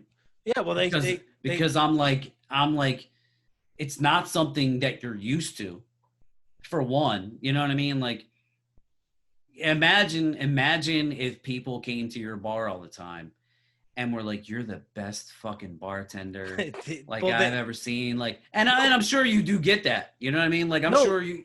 No, like, I don't mean, I'm not trying to like say whatever, but it's why I completely understand what you're talking about, because this is the thing. There's a similarity in it, but I've also felt it in, I know the feeling of what you're saying because I've gotten it in other ways as well. But dude, I've had people come there, like, even just think about this, like, as dumb as this is, very dumb, but like, I'll have people come up to the bar, like my drink was on the menu. It's a very, because this has happened with other things, but I have a drink on the menu called a Dance Dangerous Curve. So people like it, people whatever. Some people, like, you know, your friends will make fun of you. Yeah, right. You drink, whatever. Right. Some people are like, oh, you made that? They're real excited about it. Dude, I have had on multiple occasions people that I don't even know. They're like sitting at a table and they're drinking my drink. I don't even know them. They never even talk to me. Right. And like the server will come over and be like, oh, those people love your drink or whatever. And it's happened a million times with a million different kinds of people. But one that always stands out is like this Asian couple that couldn't speak English came over and they come up to the bar. I never talked to them, but they've been drinking my drink. And they're like, oh, can you come here? And you're standing there and they're taking a picture with you like you're fucking some famous guy. Yeah. Because you know, and that's nowhere. Because I've had that happen in many different facets, not just because of the drink, but that's the one that stands out of like these Asian people being like, oh, like they can't even speak English and they don't understand the concept of like, that's my drink. It doesn't mean I'm famous, you know, or whatever. Right. But that is a little aspect of it. But dude, all day long, like there is something that happens where, you know, you come into work and like the new bartender's like, everybody that came in asked for you. And then you got people coming up like, oh, you're funny or you're this or you're whatever. And you're actually like, in other words, I'm not back there just being a bartender. I'm back there and I'm looking, and I've done it long enough that I'm like, I look at my bar and I go like, this person needs my attention. This person needs to be entertained. This person needs to be told to shut the fuck up. This, you know what I mean? And you literally look, and it's like a game. And put it this way, I've had the best compliment I've ever gotten from a coworker, but it's the same kind of thing of what you're talking about. Someone I worked with for like 15 years literally was like, we were sitting down after work, and like when you get a compliment because if people understand what you're doing, that's good. This goes back to the not Pizza Hut shit, you know?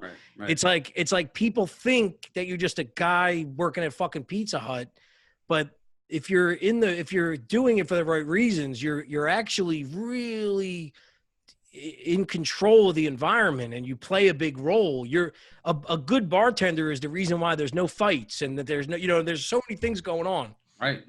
And a compliment I got was, see, there, like, in other words, everybody likes me, but they'll come in and say like, oh, she's there. And, you know, like, even though this person that they're complaining about who I work with, they kind of don't get along with, so they won't drink they won't come into the bar when she's there. But the girl's a great bartender. She has her clientele, whatever. But I, you know, I've been told that everybody just likes me. And we sat down and the girl was like, see, the difference is when we don't like somebody, they know it. Yeah. When you don't like somebody, you tell it to them in your own way and you do your own thing. And the people that you don't like are actually the ones that love you more. And so but what I'm getting at is to just be told that by a coworker makes you go home and be like, that's really fucking, like, I'm good at what I do, or, you know, whatever.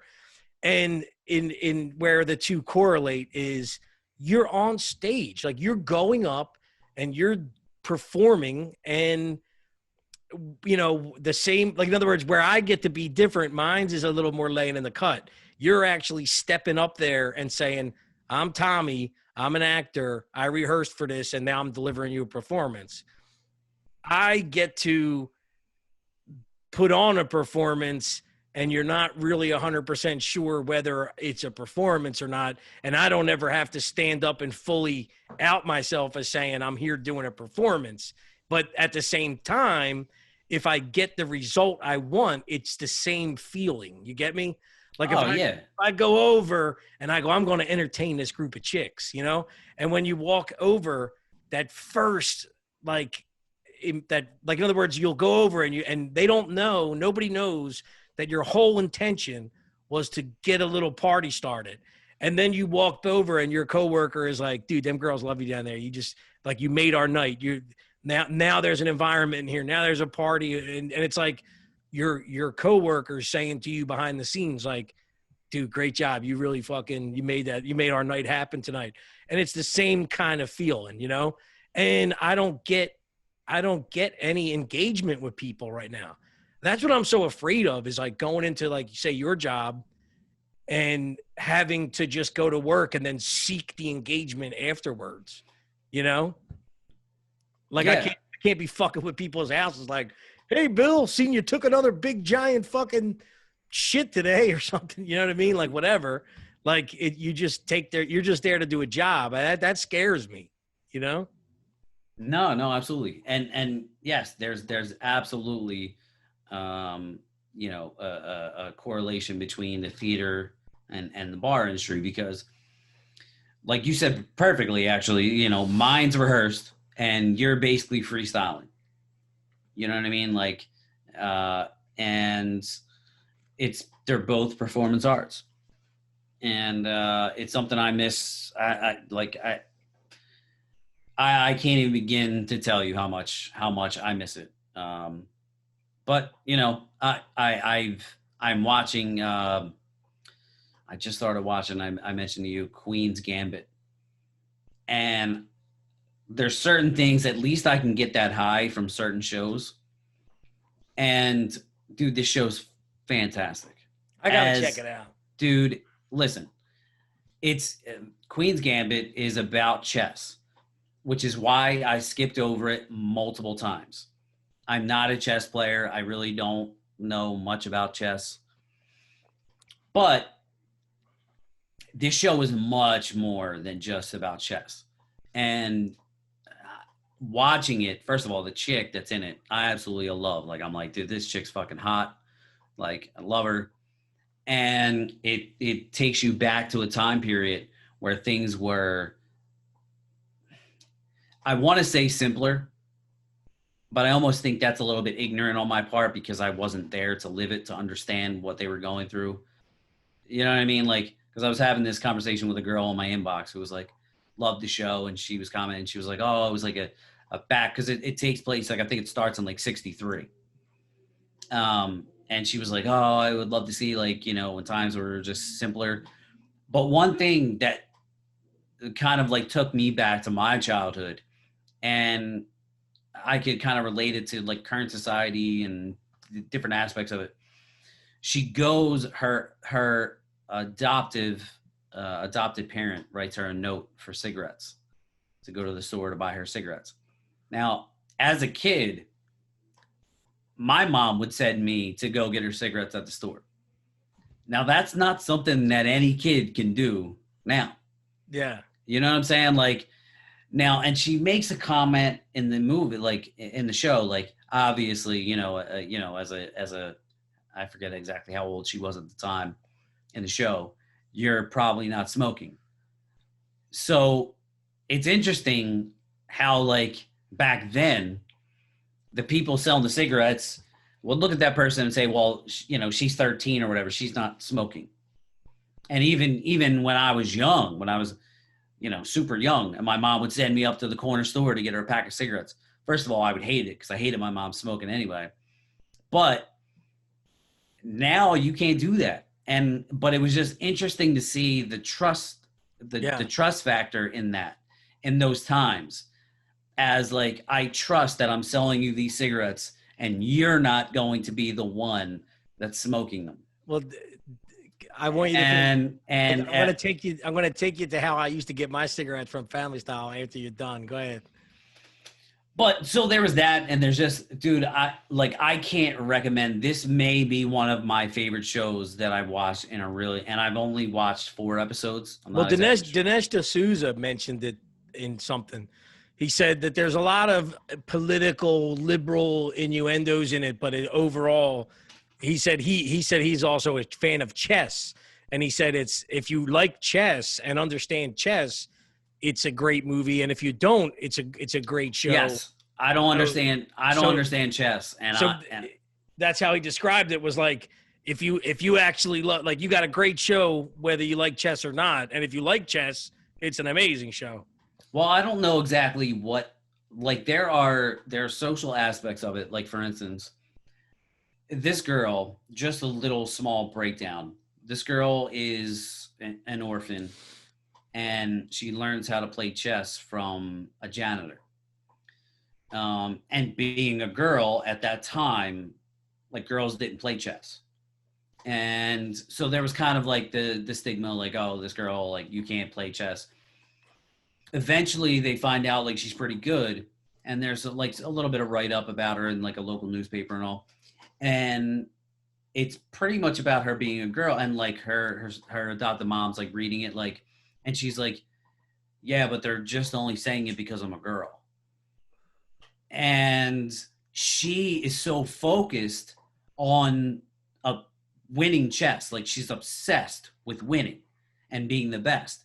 she doesn't care that she's a girl. You know what I mean? Whereas like in 2020, like we have to focus on if you're gay, if you're a girl, if you're black, if you're every, a Christian, Muslim, like every single thing, it becomes about your identity as opposed of your talent. Yeah. You know what I'm saying? And that's where I had so much respect for this girl. And ultimately, like, to tie it into a little bit more modern, like, I kind of like thought, when I talked about the Last Dance documentary about the Bulls and Jordan took criticism when in those early years, because everything wasn't as political as it is today, obviously. Jordan took a lot of criticism because he wasn't an activist. He didn't really speak out politically. Well, his exact words that pissed everybody off was, he said, they asked why he didn't like side with some Democrat in his hometown, that his mom was actually like supporting some candidate, and they asked Michael Jordan to just show up and make an appearance, and he said no. And then somebody like one of those little like whistleblower type comments from somebody in the inner circle said, when they asked Jordan why he didn't show up to vote for to campaign for this person, even though his mom was asking him, his answer was, Republicans buy sneakers too. Yes. So he took a lot of blowback, especially from the black community, who felt like they turned, he kind of turned their back on him.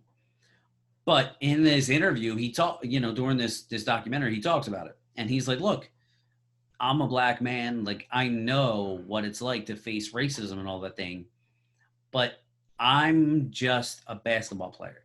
Like, I was focused on being the best basketball player there is. Like, I'm aware of racial issues and all those things, but like, that's not my lane.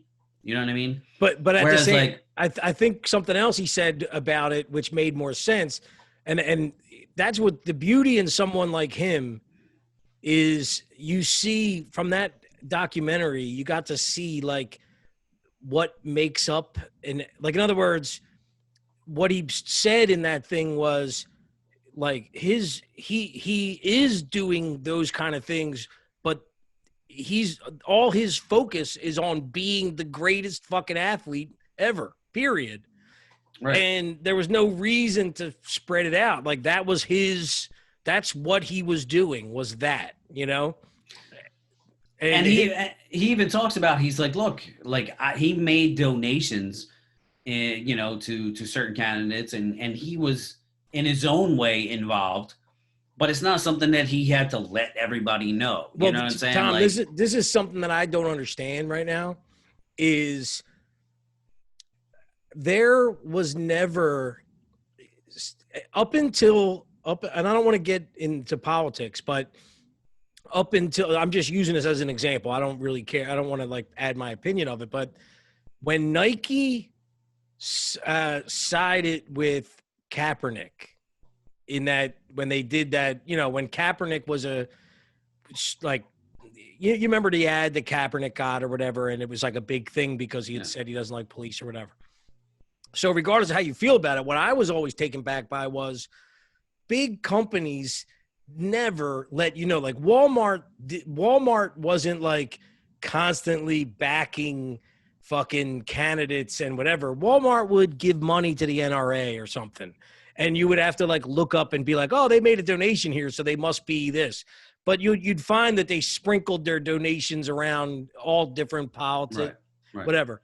Now we're in this, this is where shit got weird. We entered into this world where companies get involved. I don't know if you saw what just happened with Walmart yesterday with Senator Haley. Did you see that? Senator Haley said he's going to contest the election results. And Walmart tweeted out, go ahead, period. Get your 2 hours, period, sore loser. And then Senator Haley was like, are you fucking, because it was apparently that leads to 2 hours of debate over it. Right. But then Walmart retracted the statement or whatever. But what I'm trying to say is like, Walmart isn't supposed to exist politically in your mind. You know what I mean? companies. But it became, yes, but for companies, it became a way for them to seem woke, to appeal to their customers, to spend more money at their stores. And that's it. And so what I think may have happened now, I really do think that this is starting to go the other way. I think what happened was, and we kind of talked about this before, it was like that didn't, like, you know, regular people that aren't virtue signaling, that aren't whatever, basically they might get a little annoyed at that. Like, man, I can't believe this guy's on this ad, but they're still going to buy Nike stuff. You know what I mean?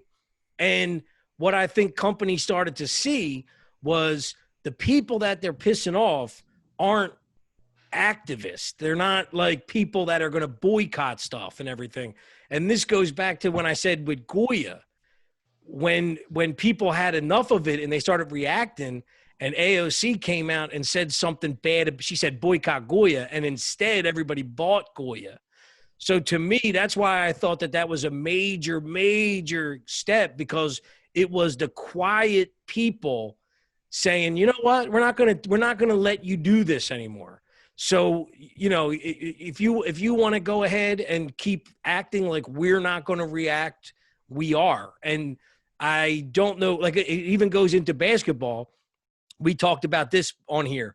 Remember when we had the conversation about, you know, Black Lives Matter and what they were doing with all the jerseys and everything in basketball? When their ratings went down, they got sat in a room and said this year, I don't know if there's been any drastic changes, but they said they don't have, they're back to normal. So what I'm trying to say is, it's like maybe that's something that's only here for a moment while we've been so involved in these identity politics and everything. But I am actually perplexed, because for a business to make a decision like that, once you become like a global business, you don't want to look like you take any sides, because why would you? You know, like Jordan said, Republicans buy sneakers too. He didn't do anything wrong. He just wasn't going to come out and piss anybody off. Why would he? You know, but we're in this world now where, you know, it's like, oh, well, if there's a Michael Jordan today, I guess would be LeBron or whatever. And it's like, we want to know how he feels about this issue, and he better be on the right side of that issue, or he's going to pay the price of cancel culture.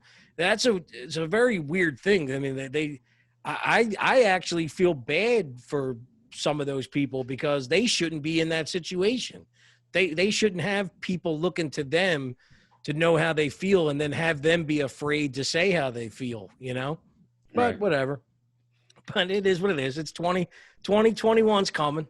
But anyway, dude, what do you got? Because I am going to at least have a beer with the lady for my New Year's Eve. But what kind of beer you got? I got some Guinness in the fridge that I bought in the beginning of the pandemic. Oh, really? Yeah, I was drinking when I first got the contract with you know, with the podcast guys or whatever for the website. Yeah. I would do my work. Like, this is what I mean about experience something different. It was like I would wake up at 6:00 in the morning. I would do all this stuff. They would get me what they wanted, and I'd get it back into them before the show. And then I would have a beer and watch the show. You know, it was pretty cool. Nice. But so you're gonna have a couple beers with the old lady? Yeah, I have a beer or two. I like Guinness, man. I'll drink a Guinness. Plus, people don't realize Guinness is like 4% alcohol. It's a real easy beer. Well, I'm not a big fan of Guinness. It's like thick and what I say to people all the time is I think that I really like Guinness because I'm not really a beer drinker, period. Right. And it's a very, I can drink any kind of stout, dude. When I was drinking, I would go to a bar and just be like, "What's your stout?" I didn't even care. Just give it to me. No. And then I could drink the worst stouts. Yeah. See, like I was never a big stout guy. But let me ask you some questions now.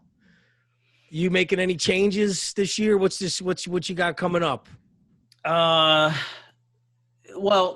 look, I know the typical New Year's Eve thing is like New Year, new me.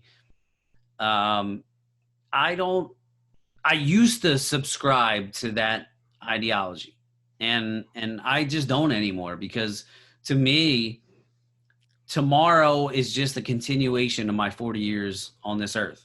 Like, it's not like it's not like anything really changes unless I make the change. Yeah. You know what I'm saying? Like, just because it's a new year, a new calendar year, and this whole like obsession with time and all that stuff, it's like kind of like how like now tomorrow you'll see gym membership spiking.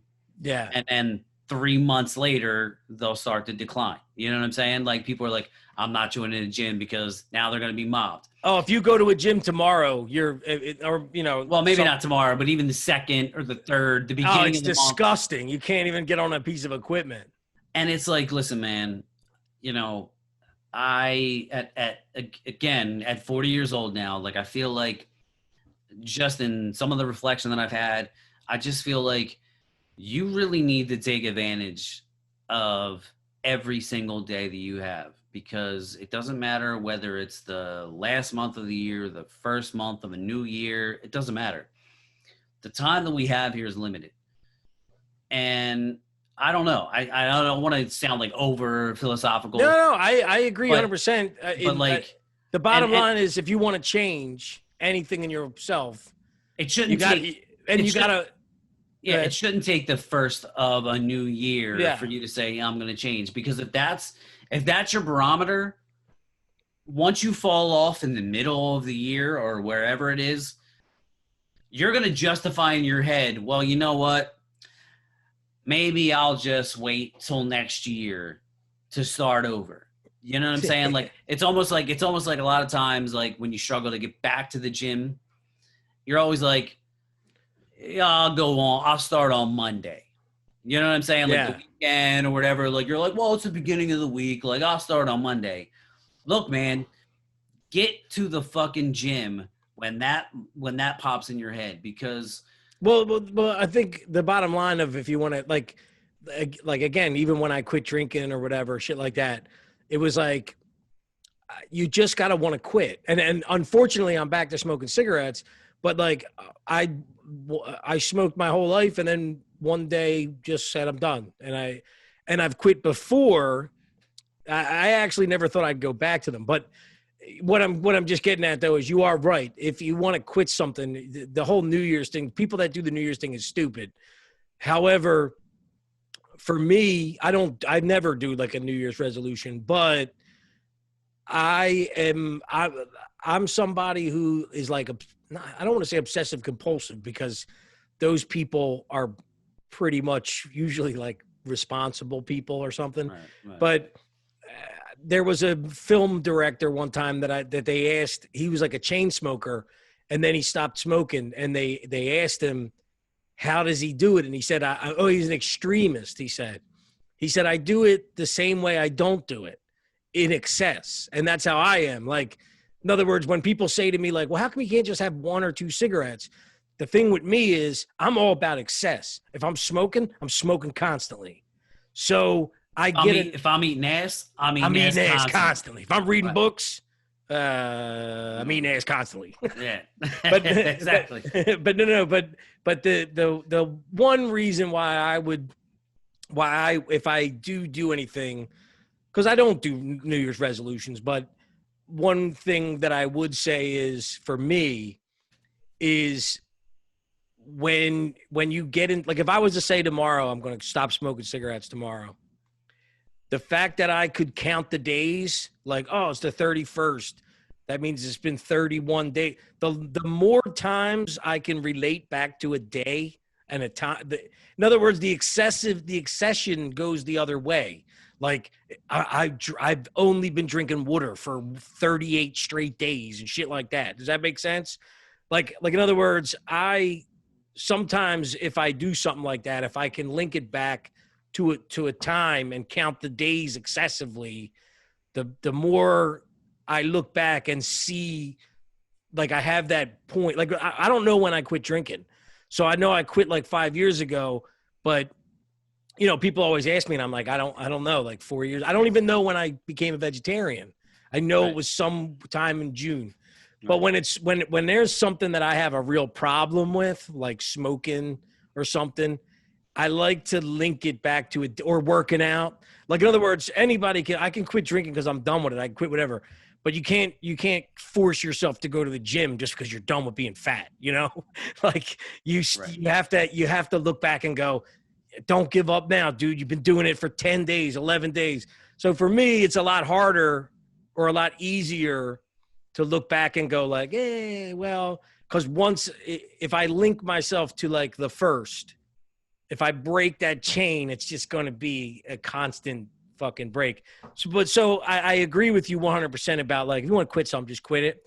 But there are things for me that sometimes I like to have like a point to say like, it's been 10 days, it's been 11 days, you know what I mean? Shit like that. But so Yeah. I think I might quit. Well, I'm definitely going to start drinking water, just water. I'm going to try that for a little bit. And I want to quit smoking. I'll quit tomorrow, maybe. We'll see. That's a horrible way to start a resolution. But Hey, listen, if people need resolutions to get on track, then by all means do it. But it's kind of like diets. You know what I mean? People start a diet, and a lot of times people fall off that diet because it's tough to stick with. You know what I'm saying? Like even with me when I started keto last year, like I lost a bunch of weight, which is kind of like why I was like I need to like put more weight back on. But then the holidays come around, and then you're like, oh, I'll eat this cookies and I'll eat the cake it's and I'll funny eat all how the. like you slowly drift far enough away that it doesn't matter anymore. You drift far enough out of it that you're like, haven't been to the gym in fucking 3 years. What's 3 years in one day? Yeah, so like my point is like, look, even with like the diet thing, like if you're gonna instead of thinking like it's a diet, you have to think of it as a lifestyle. You know what I mean? Like I want to change my lifestyle for healthy. Like if you look at it as a diet, like look, I just want to lose 20 pounds. Once you hit that goal, then what? Then you're probably just gonna fall off. You know what I'm saying? So like if you as Danny Bender make the decision, like, look, I want to quit smoking. If you need to say I'm gonna quit smoking on the first, then by all means, like if that's how you work mentally, go for it. But you have to see the bigger picture as to why you want to quit smoking, because you know ultimately it's not good for you. Like, and you want to live a healthier lifestyle. There goes. Yeah, you want a healthier lifestyle moving forward, and general, just in general. You know what I'm saying? Like so. Well, I also one thing if I did have a resolution, I definitely I'm going forward. I want to be a little bit more on the game, and I want to take this podcast a little. I want to put more time into it and put more thought into it, put more focus into it, because I enjoy it. I don't know. I mean, I hope you enjoy it. And That's it. This has been one of the high points of the whole COVID, this whole year, and all the restrictions. I mean, who knows, man? The gates of heaven might open up tonight at 12:01, and the apocalypse might happen. And this podcast may not even see the light of day. Yeah, dude, how fast do you think that people are gonna, like, in other words, I'm telling you right now, it's gonna be a week from now when everybody that was saying like I can't wait for 2020 to be over, the new saying is gonna be, oh, 2021's no better. Like that's gonna be headlines. Well, that's what I mean. That's gonna be people's reasons to push off all the things that they want to do. So, oh well, this year hasn't been working my way. Like, maybe I'll just wait till 2022. Yeah. Because I can't do anything. But the reality is, you can, just because of these other external circumstances. Like, it's the really dumbest thing. But Jordan Peterson, his 12 steps to life, is very, very simple. And the most basic, simplest thing is get up in the morning and make your bed. And I'm not one of those people. I don't get up in the morning and make my bed. But I understand. But I understand the importance and the order of how you begin your day in order, because I think we all need order. I think we all need a certain routine to kind of get us, to keep us in line and keep us in check of, and just certain things to build off of. Like there's little increments throughout your day that can help you stay on track to like keep a positive mind. Like, well, it's like when people say like the hardest part, I don't want to say work or whatever, but the hardest part of your day is like getting out the door, right? You ever hear that or something like that? In other words, I feel like the thing with making your bed is like, it's that one little thing that you're leaving and you go, I'll make it later. And you go, no, do it now. And you're like, you do it and you listen to that function and you do it and it's done. And then it's done, and then you're kind of setting the pace for the day of like, I'm going to do the things that I need to do today, Yeah. And I definitely am excited. Like you said, it doesn't matter that it's 2021. It doesn't matter, whatever. But, but I do think that making changes and stuff in your life are small. They're small. And when you were saying like the Jordan Peterson thing, and I don't know if you remember the Tucker Carlson, Charlie Kirk podcast I sent you. Yeah. He got into a very weird thing where he said like, we rely on all these bigger things when really the most important thing to you is the people closest to you. And, and I think somewhere in there would fall into like things you like. And like, I just want to put more focus this year on things that I enjoy, put less effort into things that are less productive and be more productive. Very blanket statement, but dude, you're neck and neck with me. You're a year younger or two, right? Well, so, yeah, you're 41, right? No, I'll be 40. Well, I'll be 41 in June. All right, I'll be 40 in August. You know what I mean? So we're neck and neck. And dude, like you can't, like if you double your age at this point, do you think you're going to be alive? No, we talked about the double. You know what I mean? So dude, look, I wanted to send you this commercial that I think is a great commercial, and it's definitely motivating for people like me and you. I don't know if you've seen it, but did you see the commercial where they point out all these great people, and when they like, it was like Neil Armstrong didn't go to the moon till he was 56. Satchel Paige was still striking out batters at 59. I saw a picture of like Steve Jobs didn't start Apple. He got kicked out. I saw like a meme of it. Yeah, I didn't see a commercial. So there's a commercial where I think one of the last people was like Ernest Hemingway didn't write Old Man in the Sea till he was like 77 or something like that. So, this is the thing though. You can't go back in time. You can't change the past. And my brother always says the one factor when you're looking at your life, the one factor, like you can always get money back. You can always grow another relationship with somebody. You can always whatever, but the one factor that can't be changed is time. All right. And so, I do think, I don't think 40 is the end of the world by any means, but I think as you get older, you got to start understanding that it's now or never time.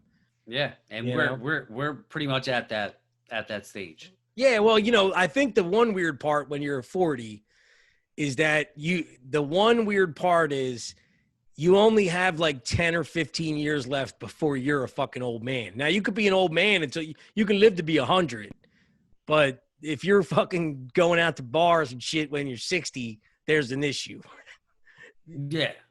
And let's face it, like even if you live to 100, your physical limitations are you're going to be physically limited to what you can do. Yeah. So and working in a retirement home, that's something they tell me all the time, because like a lot of them would love to travel and do things now that they can't. Well, even think about this. This is one thing. This is one small example of how when I'm saying, even though we might have 50 years left to live, we only have like 10 or 15 of a certain kind of way to live. And what I mean is, do you think when you're 70, you'll be going, well, for my New Year's resolution, I'm going to go to the gym more?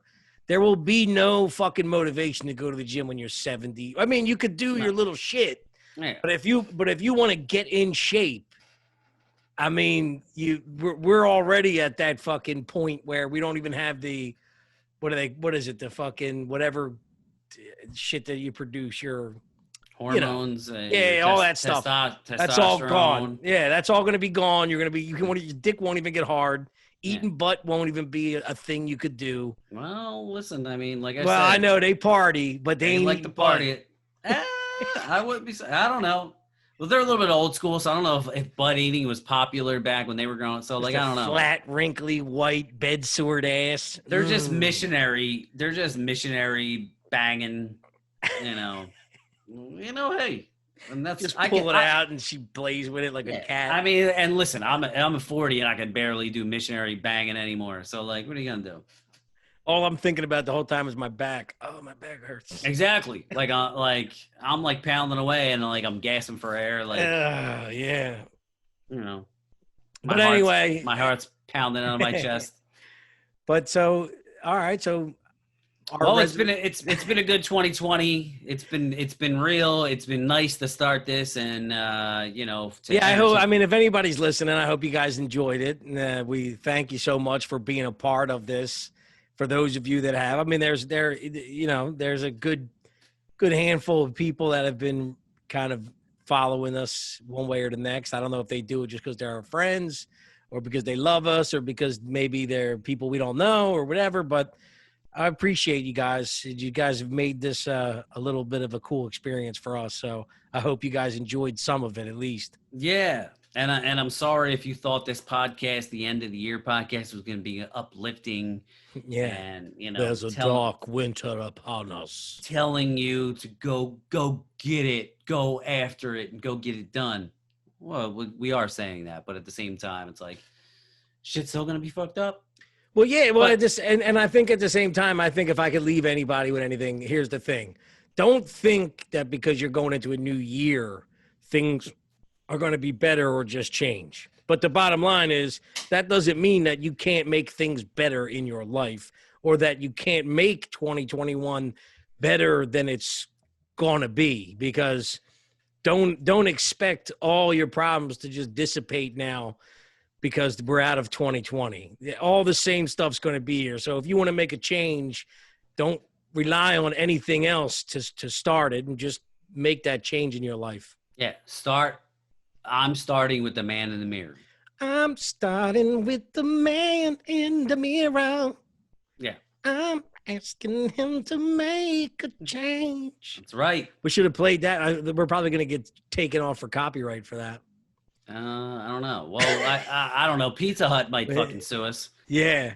Pizza Hut might sue us, but Michael Jackson's corpse will raise. It might. Michael Jackson might come back for 2021. I don't know. Yeah, that would have been great though if I was doing that speed, then all of a sudden I just played that slowly growing up in the background. That could be one of the positives of 2021. Yeah. Maybe not for Macaulay Culkin, but So do you think we'll see aliens, Tom? You think aliens are in our lifetime? I hope so. I hope so, and I hope so for this. This is another thing that I was thinking about walking to get my pizza a little bit earlier. I just hope so, because I really think of all the dumb shit that we're all arguing about, whether you're Republican, Democrat, gay, straight, fucking black. It'll white, all go away. It'll fucking, like the fucking, your neighbor that you hate because he's black or white, or the neighbor that you hate because he's fucking gay or whatever. And you walk outside and you see the fucking Death Star or something stepping out, hey, listen, guys, we're in charge now. You're gonna look at your gay neighbor, you're gonna look at your white or black neighbor, we're in this together now, bro. yeah, you're on my squad. ET's here, bro, and he's not trying to phone home. He's trying to fuck some shit up. All right, guys. Well, thanks a lot for listening, and I hope you guys have a happy new year and a better 2021, even though Doesn't look too good. Well, you know, Doesn't hopefully, look too good. hopefully we'll be better. Yeah. That's what you can look forward to. Hopefully, Thanks for listening to the Depressing Negative podcast. layman's terms will be better in 2021. That's what you have to look forward to. Yeah, that's it. That's all that should matter. Yeah, that's all that matters. We promise you right now that it's only going to get better from here on out from us. So if your life sucks, if everything's not going your way, if shit just ain't working out, just tune in to Layman's Terms because we're going to get better. Yes. Danny the bartender and Tommy the trash man. We're your 2021 better. Whatever. That's all the words I got. That's Layman's Terms. I was thinking like, what's that trust fall? You know what I mean? Like Yeah. Like, you know, somebody's gonna catch it. Just fall back and rely on us. We're here for you. That's right, Danny the bartender and Tommy the trash man has got your back. Well, I'm Danny the fucking unemployed guy now. Hi guys, welcome to Layman's Terms. I'm Danny, unemployed guy. I'm Danny the Pizza Hut delivery guy. Oh my God. All right, Tom, I love you, bro. Yes, man. Happy New Year. Happy New Year.